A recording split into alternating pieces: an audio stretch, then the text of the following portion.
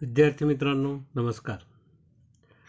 मी शरद बिरादार पुन्हा एकदा आपल्यासमोर येत आहे.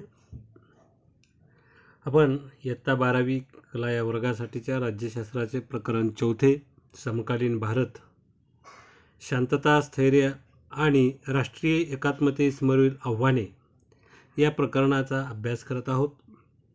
मागच्या तासाला आपण या प्रकरणाचा प्रास्ताविक, राष्ट्र म्हणजे काय, राष्ट्रवादाची भावना, विविधतेमध्ये एकता आणि एकात्मता, सार्वभौम राज्य म्हणजे काय यासारख्या विविध संकल्पनांचा आपण मागच्या तासाला अभ्यास केलेला आहे. आणि हे करत असताना राज्याची जी भूमिका आहे ती भूमिका कोणती आहे, त्यामध्ये ही विशेषतः राष्ट्रवाद, धर्मनिरपेक्षता, लोकशाही यासारखी मूल्ये, तसेच जनतेची आर्थिक प्रगती आणि समाज परिवर्तन यासारखी उद्दिष्टे राज्याची भूमिका स्पष्ट करत असतात. म्हणजे या ठिकाणी राज्य कोणत्या प्रकारची भूमिका घेतं हे जे आहे हे त्या राज्याची ठरलेली जी काही निर्धारित उद्दिष्ट आहेत त्या उद्दिष्टावरून निश्चित होत असतं. आपणाला मागच्या तासाला आपण काही मुद्द्यांचा अभ्यास केला आणि ज्याच्या आधारे आपल्याला राज्याची भूमिका या ठिकाणी दिसून आलेली आहे. त्याच्यामधला पहिला मुद्दा आहे शांतता आणि सुव्यवस्था, दुसरा मुद्दा आहे आर्थिक प्रगती, तिसरा मुद्दा आहे राष्ट्र उभारणी, चौथा मुद्दा आहे शासन आणि पाचवा मुद्दा आहे लोककल्याण. या मुद्द्यांचा आपण मागच्या तासाला अभ्यास केलेला आहे. आज आपण राष्ट्रवाद, धर्मनिरपेक्षता, लोकशाहीची मूल्य, आर्थिक प्रगती आणि समाजवाद यांचा राष्ट्र उभारणीशी जो काही जवळचा संबंध आहे त्या संबंधीचाही आपण या ठिकाणी अभ्यास करणार आहोत. खरं पाहायला गेलं तर जोपर्यंत त्या राज्यातील नागरिकांमध्ये राष्ट्रीय एकात्मतेची भावना दृढ होणार नाही, प्रत्येक व्यक्तीची एक समान ओळख निर्माण होणार नाही, तोपर्यंत ते राष्ट्र प्रगतीपथावर जाऊ शकत नाही. आणि यामुळेच जगातील बहुतांश राष्ट्रांमध्ये आपणाला राष्ट्रीय एकात्मतेची समस्या दिसून येते. यालाच राष्ट्रीय एकात्मतेची समस्या सार्वत्रिक आहे असंही म्हटलं जातं. तर देशांची एकसमान ओळख निर्माण करण्यासाठी समाजातील विविध घटकांमध्ये संवाद साधून सलोखा निर्माण करणे महत्त्वाचे असते. आता समाजामध्ये विविधता आहे. आता विविधता म्हणजे काय आहे तर आपण पाहतो आपल्या भारतीय समाजाच्या दृष्टिकोनातून विचार केला तर भारतामध्ये अनेक धर्माचे लोक आहेत. त्या धर्मामध्ये पुन्हा जाती आहेत, पंथ आहेत. म्हणजेच भारताच्या दृष्टिकोनातून विचार करावायचा असेल तर भारतात अनेक धर्म आहेत, पंथ आहेत, जाती आहेत, वेगवेगळ्या भाषा बोलणारे लोक आहेत, त्यांची वेगवेगळी संस्कृती आहे. आणि हे सगळं, आणि विशेष म्हणजे हे लोक वेगवेगळ्या प्रांतामध्ये राहतात, त्या प्रांताची किंवा प्रदेशाची त्यांची एक वेगळी अस्मिता आहे. आणि या सगळ्यामध्ये कुठंतरी त्यांच्यामध्ये ही विविधता दिसून येते. मग यामध्ये कोणते लोक किंवा कोणता भूभाग हा प्रगत आहे, कोणता भूभाग हा मागासलेला आहे. आणि याच्यामुळं या प्रत्येक घटकामध्ये, या प्रत्येक नागरिकामध्ये आपणाला विविधता दिसून येते. मग जातीय विविधता असेल, धार्मिक विविधता असेल, भाषिक विविधता असेल, प्रांतिक विविधता असेल. मग हे सर्व जे घटक आहेत या सर्व घटकांमध्ये कुठंतरी सुसंवाद साधायचा आणि त्यांच्यामध्ये सलोखा निर्माण करणं हे अत्यंत महत्त्वाचं असतं. जर त्यांच्यामध्ये सलोखा निर्माण झाला नाही, त्यांच्यामध्ये जर सुसंवाद निर्माण झाला नाही तर त्या ठिकाणी त्या समाजामध्ये, त्या राज्यामध्ये राष्ट्रीय एकात्मतेची भावना दृढ होणार नाही. हे आपण या ठिकाणी लक्षात घेणं गरजेचं आहे. तर ही जी विविधता आहे ही विविधता सामाजिक, सांस्कृतिक, प्रादेशिक, धार्मिक, भाषिक व आर्थिक स्वरूपाची असू शकते, परंतु तरीही एक राष्ट्रीय ओळख असणे म्हणजेच राष्ट्रवाद होय. जसं की कोणी हिंदू आहे, कोणी मुस्लिम आहे, कोणी ख्रिश्चन आहे, कोणी जैन आहे, कोणी बौद्ध आहे. ही झाली त्यांच्या धर्माची ओळख, याला आपण धार्मिक ओळख म्हणतो. कोणी महाराष्ट्राचा आहे, कोणी कर्नाटकचा आहे, कोणी तमिळनाडूचा आहे, कोणी आंध्र प्रदेशचा आहे, कोणी अंदमानचा आहे, कोणी उत्तर प्रदेशचा आहे, कोणी आसामचा आहे, कोणी बंगालचा आहे. ही झाली त्यांच्या प्रदेशाची ओळख. कोणी पंजाबी बोलतो, कोणी हिंदी बोलतो, कोणी मराठी बोलतो, कोणी केरळी मल्याळम बोलतो, तर ही झाली त्यांची भाषेची ओळख. कोणी श्रीमंत आहे, कोणी गरीब आहे, ही झाली त्यांची आर्थिक ओळख. आणि यामध्ये त्यांची ही विविधता आपल्याला दिसून येते. मग त्यांची संस्कृती, प्रत्येकाची संस्कृती वेगळी आहे. मग आता ही जरी वेगळेपण असलं तरीही त्यांची एक राष्ट्रीय ओळख असणं हे अत्यंत महत्त्वाचं आहे. आता ही जी काही राष्ट्रीय ओळख आहे, जसे की समजा एखादा व्यक्ती हिंदू आहे आणि तो बंगाली आहे, परंतु तो काय आहे? भारतीय आहे. एखादा व्यक्ती महाराष्ट्रीयन आहे आणि तो एखाद्या अमक्या जातीमध्ये जन्माला आलेला आहे, तर तो काय आहे? भारतीय आहे. एखादा व्यक्ती तेलुगू भाषा बोलतो आणि तो मुस्लिम आहे आणि तो आंध्र प्रदेशमधला आहे, ती त्याची भाषिक ओळख आहे, परंतु तो काय आहे? भारतीय आहे. एखादा व्यक्ती गरीब आहे आणि एखादा व्यक्ती श्रीमंत आहे, तर त्यांच्यामध्ये असणारी जी ओळख आहे ती आर्थिक स्वरूपाची ओळख. तर ह्या सगळ्या गोष्टींचा विचार करता यांच्यामध्ये असणारी जी काही राष्ट्रीय ओळख आहे ती राष्ट्रीय ओळख असणे, यालाच आपण म्हणतो राष्ट्रवाद. जसं की वेगवेगळ्या प्रांताची, वेगवेगळ्या भाषा बोलणारे, वेगवेगळ्या धर्माचे लोक हे जरी त्यांचं वेगळेपण जपत असले तरी त्यामध्ये त्यांची एक जी भारतीयत्वाची किंवा मी भारताचा नागरिक आहे, जसं की आपण रोजच्या प्रतिज्ञे मध्ये म्हणतो, भारत माझा देश आहे, सारे भारतीय माझे बांधव आहेत. ही जी कुठंतरी भारतीयत्वाची, बंधुत्वाची जी भावना आहे प्रत्येकाच्या मनामध्ये असलेली, हीच आपली खऱ्या अर्थानं राष्ट्रीय ओळख आहे आणि यालाच आपण राष्ट्रवाद असे म्हणतो. थोडक्यात सांगायचं म्हणजे काय, तर राष्ट्रवाद ही एकमेकांना जोडणारी, एकात्मतेची भावना निर्माण करणारी संकल्पना आहे, हे आपण या ठिकाणी लक्षात घेणं गरजेचं आहे. तर अशी एक ओळख निर्माण होण्यासाठी राष्ट्रवाद हा राष्ट्रीय एकतेचा पुरस्कार करतो, हे आपण या ठिकाणी लक्षात घेणं महत्त्वाचं आहे. तर एकंदरीत हा विचार करत असताना थोडक्यात आपल्याला काय करायचं आहे, तर आपापसामध्ये हा जो काही भेदभाव आहे, भाषेचा, धर्माचा, जातीयतेचा, पंथाचा, प्रादेशिक, हा विसरून जायचा आहे आणि तो विसरून आपल्याला सलोखा निर्माण करायचा आहे. जेव्हा हा सलोखा निर्माण होईल तेव्हा राष्ट्रवादाची भावना ही आपल्या मनामध्ये दृढ होणार आहे. मग आता आपल्याकडं कधीमध्ये आपण पाहतो, आपल्या महाराष्ट्रामध्ये एखादा राजकीय पक्ष आम्ही मराठी भाषिक म्हणून पुढं येतो आणि मग परप्रांतीय लोकांना मारझोड करणे, त्यांच्या विरोधात बोलणे यासारख्या भूमिका घेतो. मग उत्तर प्रदेश, बिहार, राजस्थान, छत्तीसगड, झारखंड या भागातून लोक महाराष्ट्रामध्ये येतात, काम करतात. तर हा महाराष्ट्र हा त्या लोकांचा पण आहे, कारण आपण सर्वजण भारत देशाचे नागरिक आहोत. भारतीय संविधानामध्ये प्रत्येकाला या देशाच्या कुठल्याही भूभागावर फिरण्याचे, त्या ठिकाणी राहण्याचे, उपजीविका करण्याचे स्वातंत्र्य दिलेलं आहे. मग हा दृष्टिकोन या ठिकाणी जर आपण फक्त महाराष्ट्र म्हणजे मराठी भाषिकांचा ही जर भूमिका आपण ठेवली तर कुठंतरी आपल्यामध्ये हा संकुचित दृष्टिकोन निर्माण होईल आणि हा निर्माण झालेला संकुचित दृष्टिकोन हा राष्ट्रीय एकात्मतेला बाधा ठरणार आहे, हे आपण लक्षात घेणं गरजेचं आहे. म्हणून अशा प्रकारचा हा भेदभाव प्रत्येकाने विसरायचा आहे आणि प्रत्येकाने हा भेदभाव विसरून सलोखा निर्माण करणं गरजेचं आहे. आणि हा निर्माण झालेला जो सलोखा आहे, हा सलोखा आपल्या मनामध्ये राष्ट्रीय दृष्टिकोन निर्माण करतो, हे आपण या ठिकाणी लक्षात घेणं गरजेचं आहे. तर विद्यार्थी मित्रांनो, आपणाला हे लक्षात आलेलं आहे.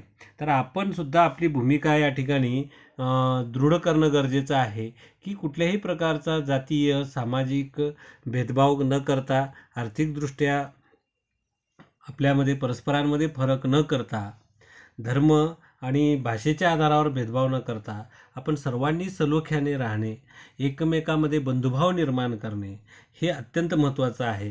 तरच आपण भारत हा माझा देश आहे म्हणून आपण सर्वजण गर्वाने सांगू शकतो. तर आता या ठिकाणी आपल्या भारताचे पहिले उपराष्ट्रपती डॉक्टर सर्वपल्ली राधाकृष्णन यांनी राष्ट्रीय एकात्मता किंवा राष्ट्रवादासंबंधी फार छान उदाहरण दिलेलं आहे, जे की आपल्या स्क्रीनवर दिसत आहे. की राष्ट्रीय एकात्मता हे काय आहे, की एखाद्या व्यक्तीला वाटलं चला बुवा आपण राष्ट्रीय एकात्मता निर्माण करायची आहे, मग त्यासाठी त्यांनी कुठं विटा आणल्या आणि सिमेंट आणल्या आणि त्याचे एखादी इमारत तयार केली, म्हणजे राष्ट्रीय एकात्मता निर्माण होईल का? तर विटा आणि सिमेंट यांना एकत्र आणून राष्ट्रीय एकात्मता निर्माण करता येत नाही. किंवा छिन्नी आणि हातोडा घेऊन प्रत्येकाला कुठंतरी राष्ट्रविरोधी वक्तव्य, राष्ट्रविरोधी कृत्य आहे तर ते बाजूला काढून फक्त राष्ट्रीय एकात्मता साध्य करता येईल असंही होत नाही. तर राष्ट्रीय एकात्मतेची जी भावना आहे, ही भावना शांतपणे लोकांच्या मनात आणि हृदयात निर्माण होणं अत्यंत महत्त्वाचं आहे. म्हणजे राष्ट्रीय एकात्मतेची भावना ही मूर्त नाही आहे, हे आपण लक्षात घेणं गरजेचं आहे. राष्ट्रीय एकात्मतेची भावना ही मूर्त नाही, मूर्त म्हणजेच दिसणारी. जसं की सिमेंट आणि वाळू, विटा, मातीनं राष्ट्रीय एकात्मता निर्माण होऊ शकत नाही किंवा छिन्नी हातोड्यानंही आपणाला राष्ट्रीय एकात्मता निर्माण करता येणार नाही. तर प्रत्येकाच्या मनामध्ये, प्रत्येकाच्या हृदयामध्ये भारत माझा देश आहे आणि या देशातील प्रत्येक नागरिक हा माझा बांधव आहे. या देशाच्या विकासासाठी, या देशाच्या उन्नतीसाठी, या देशाच्या प्रगतीसाठी मला कष्ट करायचे आहेत, मला प्रयत्न करायचे आहेत. ही भावना जेव्हा आपल्या मनामध्ये निर्माण होईल, ही जी राष्ट्रीयत्वाची ज्योत आहे आपल्या मनामध्ये निर्माण होईल आणि तेव्हाच आपणाला राष्ट्रीय एकात्मता साधता येईल. आता ही जी गोष्ट आहे, ही काही लगेच साध्य होणारी नाही. तर यासाठी शांतपणाने लोकांच्या मनामध्ये आणि हृदयामध्ये ही राष्ट्रीय एकात्मतेची भावना निर्माण होणं अत्यंत महत्त्वाचं आहे, असं डॉक्टर सर्वपल्ली राधाकृष्णन यांनी सांगितलेलं आहे. आता आपण राष्ट्रीय एकात्मता ही व्यक्ती किंवा गटाची ओळख असं म्हणता येत नाही. तर राष्ट्रीय एकात्मता ही कोणत्याही एखाद्या व्यक्तीची अथवा गटाची ओळख पुसून टाकत नाही. जसं की आता समजा मी भारतीय आहे म्हणजे मी शरद बिरादार म्हणून माझी ओळख पुसून टाकली जात नाही. किंवा मी कोणत्या समुदायातून आलो आहे, मी कोणत्या जातीतून आलो आहे, मी कोणत्या धर्मातून आलो आहे, ही माझी ओळख पुसली जाणार नाही. तर राष्ट्रीय एकात्मता ही बाब वेगळी आहे आणि माझी जी वैयक्तिक ओळख आहे ही बाब वेगळी आहे, हे आपण लक्षात घेणं गरजेचं आहे. तर राष्ट्रीय एकात्मता ही जी आहे, ही एकसंध समाज निर्माण करण्याचाही प्रयत्न करत नाही, तर ती फक्त गटांच्या ओळखीपेक्षा राष्ट्रीय ओळख निर्माण करण्याचा प्रयत्न करते. आता राष्ट्रीय एकात्मता काय करते, तर ही जी आपली गटातटाची ओळख आहे, हा अमक्या जातीचा, ही आपली गटाची ओळख झाली. तो अमक्या धर्माचा, ही त्याची गटाची ओळख झाली. हा श्रीमंत, ही त्याची आर्थिक संपन्न असणाऱ्या गटाची ओळख आहे. एखादा बंगाली आहे, एखादा कर्नाटकचा आहे, कन्नडी भाषा बोलणारा, तर ती त्याची ओळख आहे. अशा ह्या गटातटाच्या ओळखीपेक्षा राष्ट्रीय ओळख निर्माण करण्याचा प्रयत्न हा राष्ट्रीय एकात्मतेच्या माध्यमातून केला जातो. उदाहरणार्थ, जेव्हा आपण म्हणतो की मी भारतीय आहे, तेव्हा ती आपली राष्ट्रीय ओळख आहे. तेव्हा ती काय आपली राष्ट्रीय ओळख आहे. मी शिकत असताना एका कवीनं फार छान उदाहरण दिलं असतं. त्यांची एक कविता आहे. तर त्या कवितेमध्ये त्यांनी सांगितलेलं आहे की जेव्हा मी भारताच्या बाहेर असतो तेव्हा मी भारतीय आहे, तेव्हा मी काय आहे, भारतीय आहे. म्हणजे आणि तेव्हा जो कोणी भारतीय असेल, मग तो पंजाबी असेल, तो बंगाली असेल, तो आंध्र, तेलुगू, तमिळनाडू कुठला असेल, तर हा प्रत्येकजण मला भारतीय वाटतो आणि तो प्रत्येकजण मला आपला वाटतो. पण जेव्हा मी भारतामध्ये असतो तेव्हा मी महाराष्ट्रीयन आहे, तेव्हा मी कानडी आहे, तेव्हा मी बंगाली आहे. म्हणजेच जेव्हा भारताच्या बाहेर असतो तेव्हा आम्ही भारतीय, परंतु भारतामध्ये आल्यानंतर माझी प्रांतिक ओळख मी जपण्याचा प्रयत्न करत असतो. मग ह्या ठिकाणी राष्ट्रीय एकात्मतेची भावना वाढीस लागण्यासाठी आपल्याला काय करणं गरजेचं आहे की राष्ट्रीय ओळख निर्माण करण्याचा प्रयत्न करायचा आहे आणि गटातटाची जी ओळख आहे ती दूर करायची आहे. म्हणून जसे की आपण म्हणतो मी भारतीय आहे, तेव्हा ही आपली राष्ट्रीय ओळख असते. परंतु जेव्हा आपण मी मराठी आहे, मी तमिळ आहे, मी पंजाबी आहे किंवा मी हिंदू आहे, मी शीख आहे, मी मुसलमान आहे, ख्रिश्चन आहे, हे आपल्या दुय्यम ओळखी आहेत. मग आता ह्या दुय्यम ओळखी पुसून टाकल्या जातात का? म्हणजे मी भारतीय आहे असं म्हटल्यामुळं माझी हिंदुत्वाची ओळख पुसली जाणार आहे का? नाही पुसली जाणार, ती तशीच राहणार आहे. किंवा मी मराठी भाषिक आहे ही माझी ओळख पुसली जाणार आहे का? तर माझी तीही ओळख पुसली जाणार नाही. म्हणजेच मी भारतीय आहे म्हटल्यानं माझी जी दुय्यम ओळख आहे ती दुय्यम ओळख पुसली जाणार नाही, हे आपण लक्षात घेणं गरजेचं आहे. परंतु त्या राष्ट्रीय ओळखीपेक्षा गौण ठरतात. परंतु ह्या ज्या दुय्यम ओळखी आहेत, ह्या दुय्यम ओळखी ह्या राष्ट्रीय ओळखीपेक्षा गौण आहेत, हे आपण लक्षात घेणं गरजेचं आहे. परंतु आज आपणाला दिसून येतं की राष्ट्रीयत्वापेक्षा या दुय्यम ओळखींनाच जास्त महत्त्व देण्याचा प्रयत्न काही राष्ट्रविघातक प्रवृत्ती असणारे लोक किंवा स्वतःचं स्वार्थ साधण्यासाठी आणि राजकीय हेतू साध्य करण्यासाठी काही लोक अशा पद्धतीने आपली राष्ट्रीय ओळख दूर करून दुय्यम ओळखीला प्राधान्य देत असल्याचं आपल्याला दिसून येतं. तर आपण या गोष्टींना बळी न पडता आपल्या दुय्यम ओळखी ह्या राष्ट्रीय ओळखीपेक्षा गौण आहेत, हे आपण लक्षात घेणं गरजेचं आहे. अमेरिकेत या सामाजिक राजकीय व्यवस्थेला कोशिंबिरीचा वाडगा, सॅलॅड बाउल असेही म्हणतात. उदाहरणार्थ प्रादेशिक, वांशिक, भाषिक, धार्मिक विविधता राष्ट्रमान्य करते आणि त्याचबरोबर एकीची भावना ही जी आहे ही जतन करून तिला दृढ आणि बळकट करते. हेच राष्ट्रीय एकात्मता या संकल्पनेचं सार आहे. तर आपण हे या ठिकाणी लक्षात घेणं गरजेचं आहे. जसं की आपण जेव्हा कोशिंबीर तयार करतो एका भांड्यामध्ये, तेव्हा ती कोशिंबीर तयार करत असताना त्याच्यामध्ये आपण टोमॅटो घेतो, कांदा घेतो, मिरची घेतो, बरोबर आहे. टोमॅटो, कांदा, मिरची, कोबी आणि ह्या सगळ्यांना एकत्र करतो, कोथिंबीर वगैरे. या प्रत्येकाचा गुणधर्म वेगळा आहे, परंतु या प्रत्येकाच्या अस्तित्वाशिवाय ती कोशिंबीर तयार होऊ शकत नाही.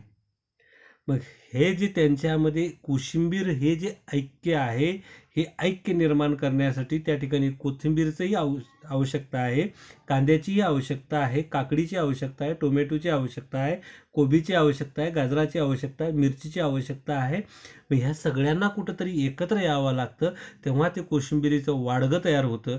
त्याच पद्धतीने मी भारतीय आहे किंवा भारत माझा देश आहे हे म्हणत असताना हिंदूला पण यावं लागेल, मुस्लिमांना पण यावं लागेल, ख्रिश्चनांना, जैनांना, बौद्धांना, या सर्वांना एकत्र यावं लागेल. मराठी, बंगाली, आंध्र प्रदेश ह्या सगळ्या वेगवेगळ्या प्रांतातल्या लोकांनासुद्धा एकत्र यावं लागेल आणि तेव्हाच आपल्या मनामध्ये किंवा आपल्या विचारामध्ये राष्ट्रीय एकता आणि एकात्मतेची भावना या ठिकाणी निर्माण झाल्याचं दिसून येईल. आता या ठिकाणी पहा, आपल्यासमोर एक चित्र दिसतंय. या चित्रामध्ये हे जे उभे असलेले लोक आहेत त्यांनी एकमेकाचा हातात हात घेतलेला आहे. यातून आपणाला एकमेकाच्या सहकार्याने प्रगती साधता येऊ शकते. त्यासोबतच प्रत्येकाने एक आपल्या हाताने दुसऱ्याचं मनगट पकडलेलं आहे आणि हे कुठंतरी ऐक्याचं प्रतीक आपल्याला या ठिकाणी दिसून येतं. आता हे जे आहे याच्यामध्ये आपल्याला वेगवेगळे रंग पण दिसतात, परंतु या विविधतेमध्ये जोपर्यंत आपण एकता साध्य करत नाही तोपर्यंत आपण आपली प्रगती करू शकत नाही, हे या ठिकाणी दिसून येतं. तर आपण हे लक्षात घेणं गरजेचं आहे असं मला वाटतं. तर विद्यार्थी मित्रांनो, आपणाला राष्ट्रीय एकात्मता किंवा राष्ट्रीय ऐक्य ही संकल्पना पाहत असताना आपण जसं कोशिंबिरीचं वाडगं पाहिलं, तसं तुम्हाला हे माहीत असणं सुद्धा गरजेचं आहे की जगामध्ये राष्ट्रवाद किंवा राष्ट्रीयत्वाची संकल्पना मांडली जात असताना मेल्टिंग पॉट आणि सॅलड बाउल या काही संकल्पना आहेत या मांडल्या जातात. आता अमेरिकन समाज जो आहे त्या अमेरिकन समाजाचे वर्णन करण्यासाठी मेल्टिंग पॉट ही संकल्पना वापरली जात होती. आता नेमकं हे मेल्टिंग पॉट म्हणजे काय? मेल्टिंग पॉट म्हणजेच वितळणारं भांडं. मेल्ट म्हणजेच वितळणे, पॉट म्हणजे भांडं. हे आपण लक्षात घेणं गरजेचं आहे. आता ही संकल्पना वापरली जाते होती. यामागची मूळ कल्पना अशी की पूर्ण राष्ट्र हे एका मोठ्या घड्यासारखे आहे.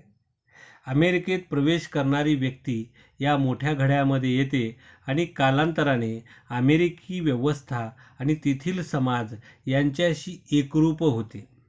प्रत्येक व्यक्तीची सांस्कृतिक ओळख इटालियन, फ्रेंच, जर्मन, आफ्रिकन, आशियाई इत्यादी विरघळून जाते आणि एक नवीन अमेरिकी संस्कृती तयार होते. आता लक्षात घ्या, ज्याने कोणी अमेरिकेचा इतिहास वाचलेला असेल तिथं आपणाला असं दिसून येतं की अमेरिकेमधले मूळ निवासी लोक खूप कमी आहेत, पण युरोपातून अनेक लोक अमेरिकेमध्ये वास्तव्याला गेलेले आहेत. अमेरिकन स्वातंत्र्य लढ्याचा जर आपण माहिती घेतली, मागोवा घेतला तर आपणाला हे दिसून येईल. मग आता अमेरिकेच्या बाबतीत मेल्टिंग पॉट ही संकल्पना मांडत असताना काय सांगितलेलं आहे? अमेरिका जसे की एखाद्या कुंभ किंवा घड्यासारखं किंवा घागरीसारखं आहे आणि या घागरीमध्ये येणारा प्रत्येक घटक हा त्या घागरीमध्ये सामावून जातो, त्या घागरीशी एकरूप होतो. मग जसे की अमेरिकेमध्ये इटालियन माणूस गेला, फ्रान्समधला माणूस गेला, जर्मनीमधला गेला, आफ्रिकेमधला गेला, इव्हन आपल्या आशिया खंडातला माणूस जरी अमेरिकेमध्ये गेला तरी तो माणूस आपली मूळ संस्कृती विसरून जातो आणि तो त्या अमेरिकन संस्कृतीमध्ये एकजीव होतो. आणि ही जी त्याची नवीन अमेरिकन संस्कृती आहे या संस्कृतीलाच म्हटलं जातं मेल्टिंग पॉट. मेल्टिंग पॉट हे आपण लक्षात घेणं गरजेचं आहे. आता आपण सॅलड बाउल ही संकल्पना मात्र जी आहे ही संकल्पना आपण या ठिकाणी लक्षात घेणं गरजेचं आहे. या सांस्कृतिक एकत्रीकरणाला न मानता असे मानते की प्रत्येकाची वेगळी संस्कृती आहे. आता पहा तुम्ही, अमेरिकेची संस्कृती आणि त्या अमेरिकेच्या संस्कृतीला सॅलड बाउल जसं म्हटलं तसं सॅलड नाही, अमेरिकेच्या संस्कृतीला आपण मेल्टिंग पॉट म्हणतो, तसं भारतीय संस्कृतीचा जर विचार केला तर भारतीय संस्कृतीला सॅलड बाउल असं म्हटलं जातं. आता या ठिकाणी आपण हे लक्षात घेणं गरजेचं आहे की हे सॅलड बाउलची संकल्पना काय आहे, तर सांस्कृतिक एकत्रीकरणाला न मानता असे मानते की प्रत्येकाची वेगळी संस्कृती आहे. जसं की प्रत्येकाची चव कशी आहे, वेगळी आहे. काकडीची चव वेगळी, मिरची चव वेगळी, गाजराची चव वेगळी, कांद्याची चव वेगळी. आणि ह्या प्रत्येकाची चव वेगळी असताना म्हणजेच प्रत्येकाची संस्कृती वेगळी आहे. मग ही जी वेगवेगळी संस्कृती आहे ही कोशिंबिरीतल्या घटकासारखी वेगवेगळी आपल्याला दिसून येते. मग जे कोशिंबिरीला वेगळी चव देतात परंतु स्वतःचे वेगळे अस्तित्वही जपतात, म्हणून याला कोशिंबिरीचा वाडगा हे वर्णन वैविध्यपूर्ण संस्कृतीचे आणि बहुविध समाजाचं आहे हे आपल्याला या ठिकाणी लक्षात येतं. अमेरिकेमध्ये जाणारा व्यक्ती हा अमेरिकन संस्कृतीशी एकजीव होतो, परंतु भारताच्या दृष्टिकोनातून विचार करत असताना आपल्याला असं दिसून येतं की भारतामध्ये बहुविध समाज आहे आणि या बहुविध समाजाचं वेगवेगळी ओळख जपून राष्ट्रीयत्वाची भावना त्यांच्या मनामध्ये निर्माण करण्याचा प्रयत्न या ठिकाणी केला जात असल्याचं आपणाला दिसून येतं. तर विद्यार्थी मित्रांनो, आपण याबाबत थोडंसं विचार करायचा आहे. भारताचं वर्णन हे आपणाला मेल्टिंग पॉट किंवा सॅलड बाउल या दोन्हीपैकी कोणत्या पद्धतीनं करता येईल याबाबत आपण विचार करायचा आहे. आणि नक्कीच आपण जेव्हा एखाद्या दिवशी तास घेऊ त्या तासामध्ये आपणाला या संबंधीची चर्चा करता येईल. तर आजच्या तासाला आपण इथेच थांबूया आणि नंतर भेटूया. तोपर्यंत नमस्कार. सर्वांनी हा व्हिडिओ पाहायचा आहे. हा व्हिडिओ पाहिल्यानंतर आपणाला आवडला तर नक्की याला लाईक करा आणि आपल्या मित्रांना पण हा व्हिडिओ पाहण्यासाठी सांगा. ज्यांनी कोणी हा चॅनल सबस्क्राईब केलेला नसेल त्या सर्वांनी हा चॅनल सबस्क्राईब करा. चला तर पुन्हा भेटूया. तोपर्यंत नमस्कार. धन्यवाद.